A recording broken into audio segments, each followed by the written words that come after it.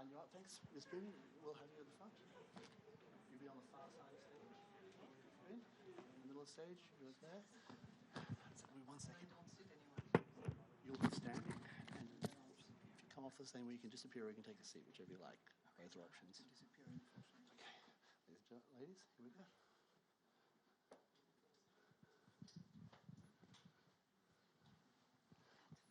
The far side, yes.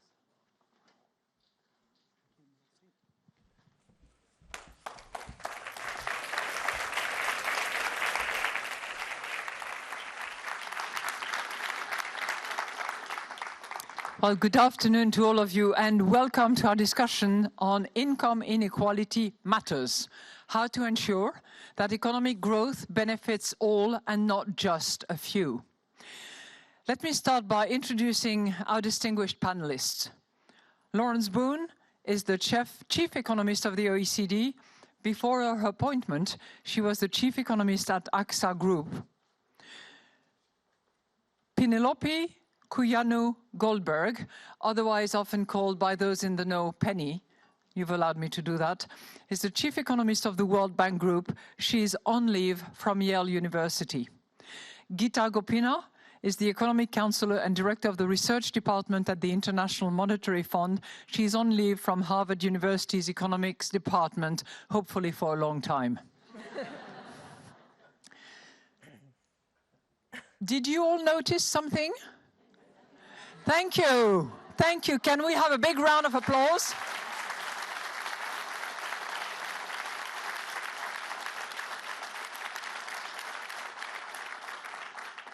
This is the first time in history that at the same time, the chief economists of the fund, of the bank, and of the OECD are women. And not just that, they are fantastically talented.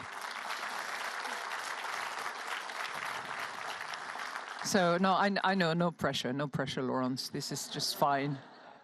I have total trust in all of you anyway. So, back to the topic. Inclusive growth is one of the critical challenges of our time. The bittersweet reality is that despite economic growth, there are still far too many people who are left out. And we know, for research that has been conducted in our institutions, that excessive inequality hinders growth, erodes trusts, and fuels political tensions. Income inequality increased in most advanced economies since the 90s. It remains elevated in emerging market and developing economies. The top 1% accounts for about 10% of total income in G20 countries, and the top 1% owns about half of the world's wealth. Income inequality often reflects inequality of opportunity. IMF research on Europe shows that inequality across generations has risen since 2007. And 20% of adults in advanced economies and 80% in emerging market and developing economies are excluded from formal access to finance. Now, I'm not going to tell you how many women around the world are excluded from access to the labor market, access to finance, and access to political leadership. It is obvious. Added to that, if you want to spice it up a little bit, is the rising corporate market power in advanced economy that has had only a very small effect on the share of national income paid to workers, which, as we know, over the course of the last few years has been declining. Add another ingredient, technology and economic integration that have brought large benefits to many economies by driving productivity and growth and lifting millions out of poverty, but also that can lead to structural change and job displacements in obsolete sectors and professions, and can sometimes have a very unequal impact in that women are more affected than men. So, my job here today is actually to vanish and disappear, and to let the really talented chief economists of the IMF, the World Bank, and the OECD actually address those issues and take you through those policies which, in their opinion, based on the research that is being done by their team under their leadership, can actually deliver in terms of trying to remedy this unfortunate state of affairs. without further ado, I'm going to leave the floor to you, Gita. You are the moderator, and I know you're going to inject all your wisdom in that debate as well, but you have two terrific ladies, if I may say, all three. Floor is yours. Thank you.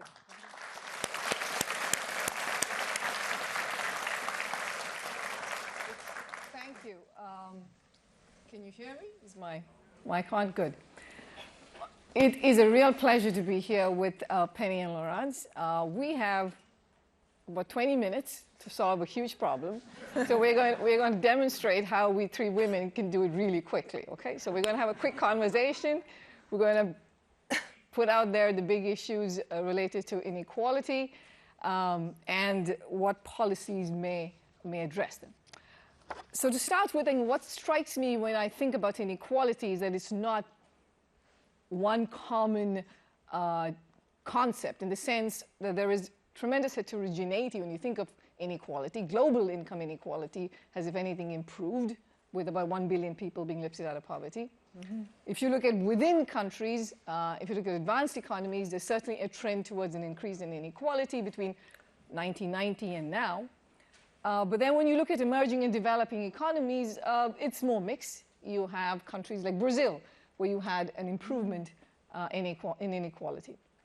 So the question is that, I mean, I don't think there's any doubt about the fact that inequality is a major priority for many countries in the world. It's a good question to ask why that is, and so I'm going to start with that, and Penny, maybe you can jump in there. But why do you think that this has become such a major priority at this time, despite the fact that this trend has been going on for many years now? That's a very good question. So thank you for opening up with it. By the way, as you said, and as Madame Lagarde noted, there are many different aspects of inequality. So when you have a discussion of inequality as we're having now, one can spend easily not half an hour, but 3 hours debating definitions and semantics. So I'll abstain from doing that. But I'll point out the following. So first, inequality has become a huge issue in the last few years in advanced economies. I would say it's still not the main priority in developing countries. Maybe it should be. But if you ask people, there have been surveys in China, in India, in many developing and in many emerging markets. People do mention inequality, but still their priority is aggregate growth. They're not as concerned about inequality as we are in advanced economies. In advanced economies, this has become a major issue, and it's an interesting question why. So my first answer, my immediate answer, is because of its political ramifications. So we see a crisis of our institutions, declining trust in democracy. There is a backlash not only against globalization, but also against the elites, the experts, and so on. And this all, to a certain extent, stems from this view that the elites have captured all the gains that we have made in the last few years at the expense of the rest. And whenever inequality becomes too large, it becomes threatening. We've had major revolutions. We had the French Revolution. We had the October Revolution. So it brings social unrest, and we see a little bit of this social unrest. We see many political developments in advanced economies that are of concern, and so this has become a priority item. Now you may... So Penny, would this have been an issue if there hadn't been the global financial crisis? I think yes. I mean, the global financial crisis was in 2008. We didn't see all these developments until very recently, I would say, until the last 2 years. And I'm not even sure I would link them to the global financial crisis. I think there are other developments that contributed as well, including technology, including globalization, in general changes that bring about disruption. And we haven't had very good ways in dealing with this disruption. Right. No, my point was that is inequality becoming a priority because of the global financial crisis? You're absolutely right at the trends. I want to throw that to Laurence. So first, thanks for being here, and thanks for the very kind introduction that Madame Lagarde made to the three of us. I think, yes, I agree with Penny that it started way before the financial crisis. And what strikes me is that these inequalities are reproducing themselves, because they are not only inequality of income, which we were discussing, but they're also inequality of opportunities. And generation after generation, we are reproducing this inequality. And that means that kids and youngsters of today who are not born in the right family or in the right geography, they don't have access to the same education, healthcare. You mentioned financial inclusion, public transport, even digital is an issue for them. And obviously, you don't want that to persist. Go on. I want to make one more point that I think is important.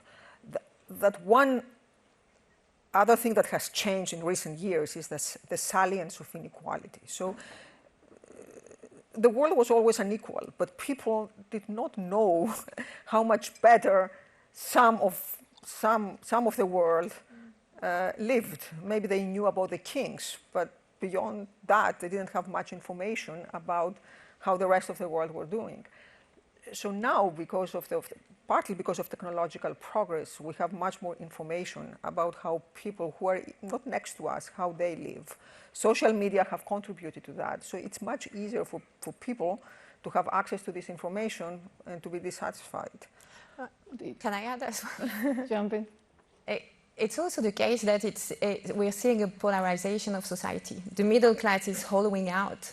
So the tensions are much more apparent. When you had a growing middle class voting for democratic governments and some policies that were opening our economies, making the benefits of growth for all, it was easier. But because the middle income in advanced economy is seeing its revenues not progressing, while the price of housing is increasing, price of transport is also increasing, they're feeling left out. And it's this middle class that forms and shapes the democracy of our society and how people vote.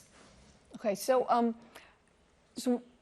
both of you brought up the fact that technology and globalization were important drivers. I'm going to throw in that mix labor market deregulation, decline in cooperative bargaining, progressivity of taxes. So when we think of technology and globalization and the impact that has had on countries, and in terms of solutions and for inequality, again, what I noticed is the heterogeneity in experience.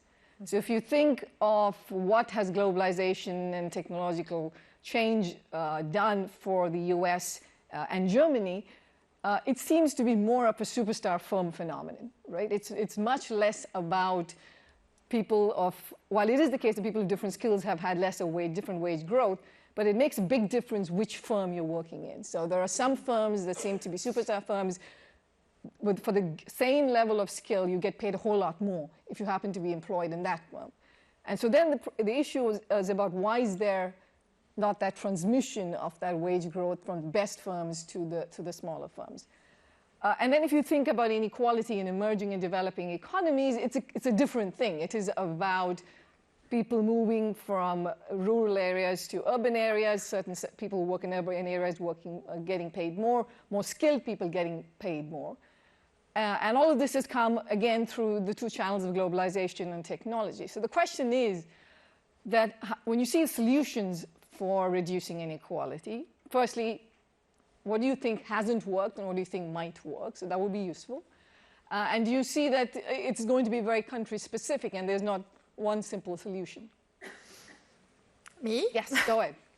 So we were joking before that we have 3 minutes to find solution, which is going to be challenging, but I think you shaped the thing really well. So one of the things is, as you say, some superstar firm capturing a rent based on the data that they're accumulating, the platform they're building, and the network they are creating. So one thing is there's obviously not enough competition within firms which would allow some of them to grow, little one to become bigger and challenge the one who have started. So we must first attack rents. That's one thing. And the second thing, which I think is super, super important, and Penny sort of mentioned it earlier, it's the issue of fairness globally as well. If we want diffusion globally of the digital technology, then we must ensure that the world is actually a level playing field. And that means that multinationals should not have the opportunity of fishing for tax arbitrage or regulatory arbitrage. So at the global level, we must ensure that firms pay their fair share of taxes where they create value, employ people, produce things. And the third thing is perhaps, and I'm sure you will complete, but one thing which is super, super important, I think, is education and providing access to people to this new technology. And two numbers come in mind. One is only 4 people out of 10 in rural area have access to high-speed internet. And only 11% of the firm globally actually work on big data. So we do have an issue of providing this access. And that means government must help provide the infrastructure to people who are remote locally and geography or do not have the same means as others to access those. So Penny, in terms of globalization, we've known the fact that trade has winners and losers, and policies were tried. So why didn't they work, and what does one need to do to get it right now? So first, I think that this is generally true, but I think it's particularly true with trade. There has always been a two-step approach. Step one is we implement trade reforms, or we worry about growth and efficiency and productivity. And then we think once these efficiency gains are realized, then we take it to step two, namely then we worry about redistribution and inequality.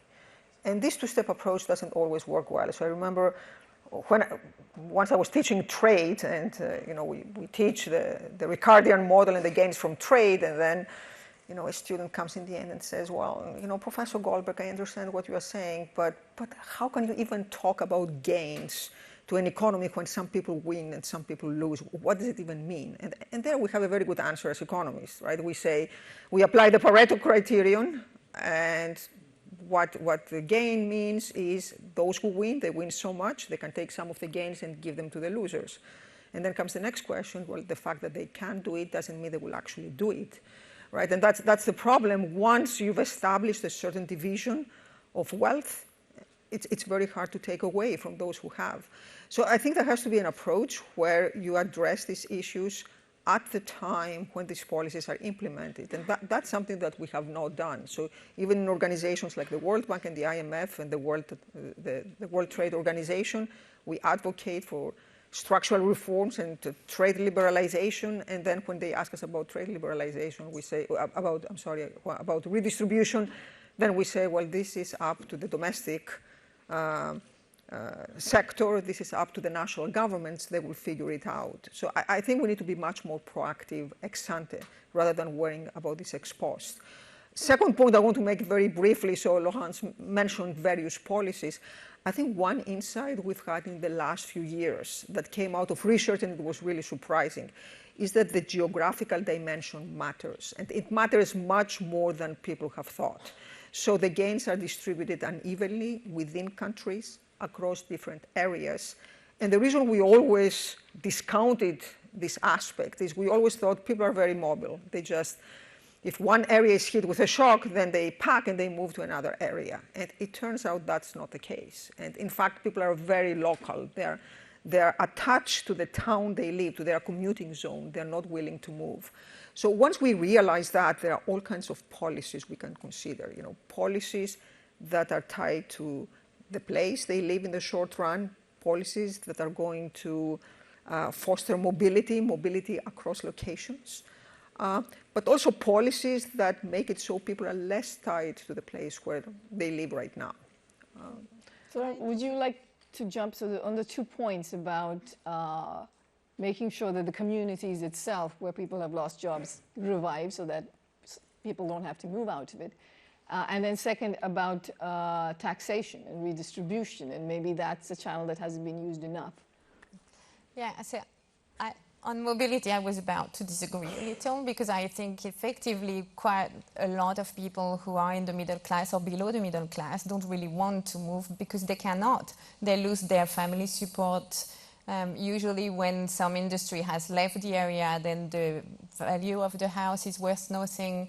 And it's super difficult to move and take a job away from your family and community if you know that you have a chance to lose this job a couple of months later. So perhaps, and also digital can help, we can think about actually connecting the people to the jobs, allowing them to work remotely, and providing them access to digital and internet so that they can actually stay where they are and continue to work. On taxation, and it's a topic we have in common with the IMF, there's a lot of work that's been done by the G20 to ensure transparency of information on the profits that firms are making, and also looking at how digital is changing the business model and how these multinational firms should pay their taxes so that where they are making money or when they're leveraging on their data or their technology, they actually contribute to the money that's being made. With this exchange of information so far, I think it's about $100 billion which has been collected and which we could use to actually invest in education, help the workers that have lost their job because of the combined effect of trade and digital, which Penny was mentioning. And I think we need to do a lot more, actually, because digitalization obviously changes the business model and allow some firms to escape more easily taxation. Penny, did you want to say anything about collective bargaining, the decline of trade unionization, minimum wage? Is there something that any of those could work? Well, there's a huge literature on these topics, and one aspect of inequality is that, at least in the United States, real wages have stagnated. Many people attribute that to the decline of unions. And, why this has happened, this is a very interesting question. Some would even blame immigration, partly, for this decline.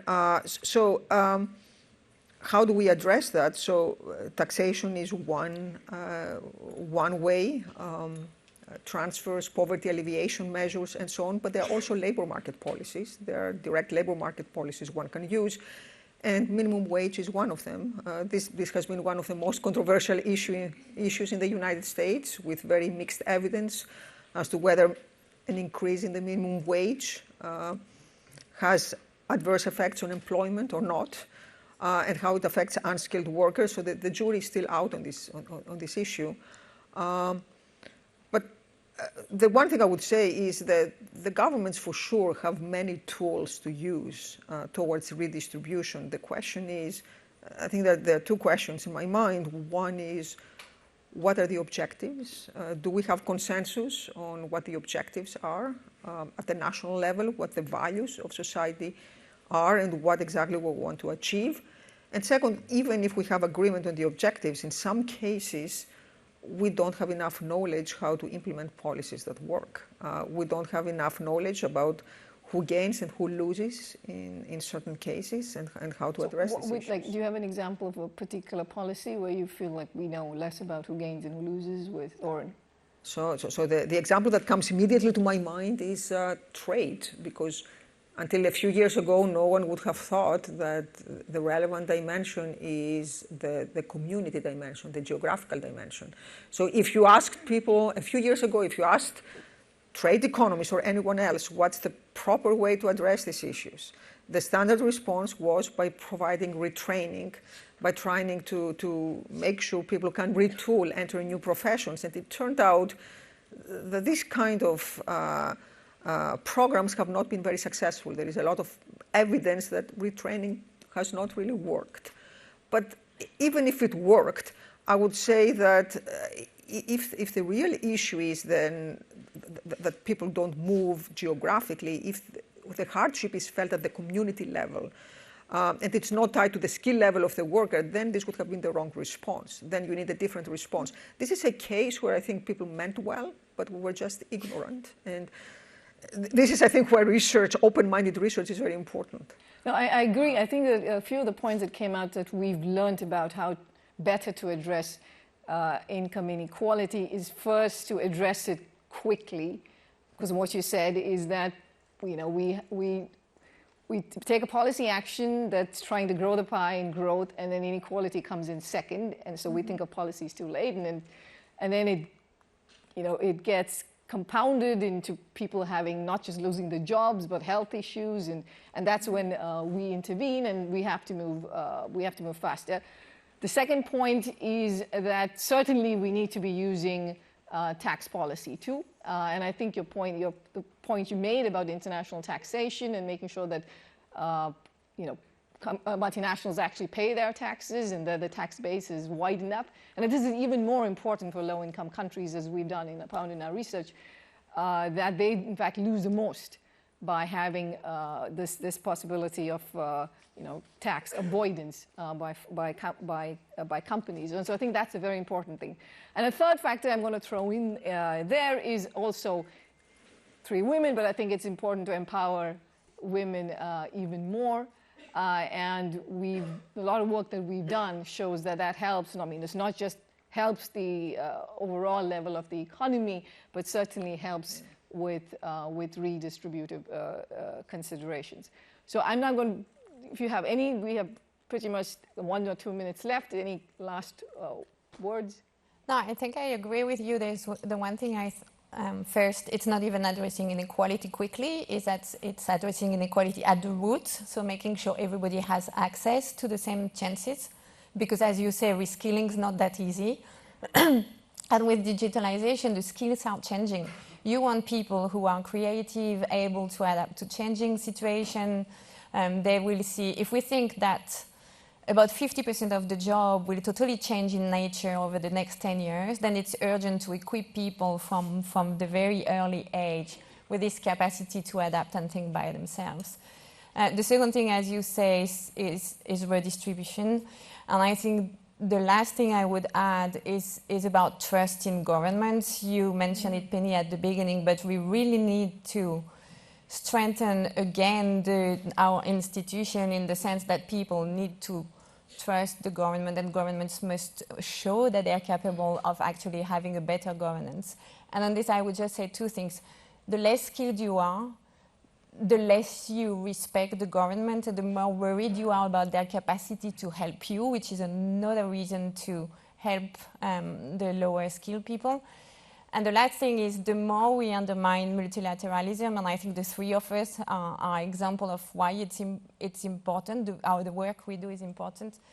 The more we undermine multilateralism, the more difficult it is going to be to reach any agreement on taxation, to understand how value chains are working, and how we can actually help people locally and geographically to grasp the opportunity rather than being passive and suffering from them. Penny, any last words? Some concluding remarks. So since my identity is chief economist of the World Bank and a woman and part of a multilateral institution, so let me make 3 points. So first of all, to end on an optimistic note, so we are talking about increasing inequality, but global inequality has decreased dramatically, and this is one of the biggest achievements of our time, and this is something we should not forget, that the inequality between India and the United States has gone down dramatically. Number 2, gender inequality, at least in advanced economies, has also declined, and that's another positive development. And as Madame Lagarde said, we would not, a few years ago, we would not have imagined a panel like this one. So again, this is a positive message. And finally, to the extent that you asked, a small message, to the extent that we think, why is it so important to address inequality?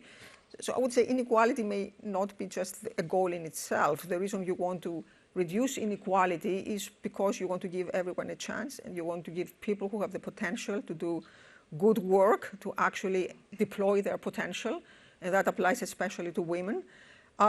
And in that spirit, let me ask the question, we're 3 women in multilateral institutions, what is that we could do differently compared to what has been done in the past? I think we could engage in more cooperation among institutions in the spirit of multilateralism, and further some of the agendas that Laurence mentioned, where we actually do have agreement on what needs to be done. Great. So we are out of time. I think if we had 5 more minutes, we would have solved everything. We have solved it. So thank you, Penny, and thank you, Laurence, and it's been great to have both of you here. Thank you, Gita.